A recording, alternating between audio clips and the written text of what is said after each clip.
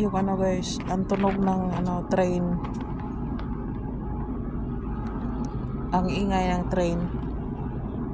2 kilometrong train or 3 kilometro, parang ganon. Yan, yung train ay may dalang mga pagkain, mga mostly mga pagkain. And sometimes may train naman na nagdala ng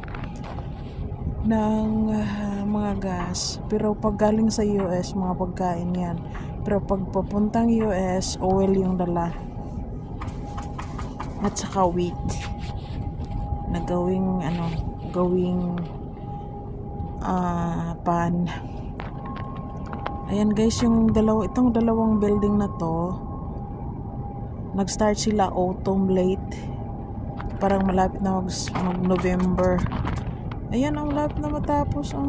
2-story building. Ayan.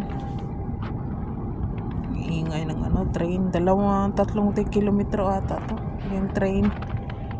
Ganyan guys. Kasi walang mga dala ng train is container. Yung mga container. 'Di ba pag sa dagat, yung malaking mga barko, container ship. Dito naman is container train. Ayan, bobcat working hard. Charot.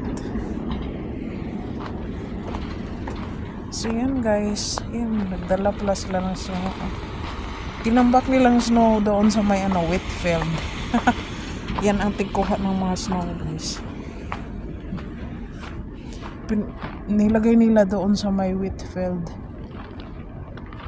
ang snow. Hindi na tayo magpunta doon kasi layo na. Baka bukas. Ayan, baka bukas magpunta tayo doon sa malapit ng wheat field na ngayon ay parang dagat ng snow. So dito lang muna tayo.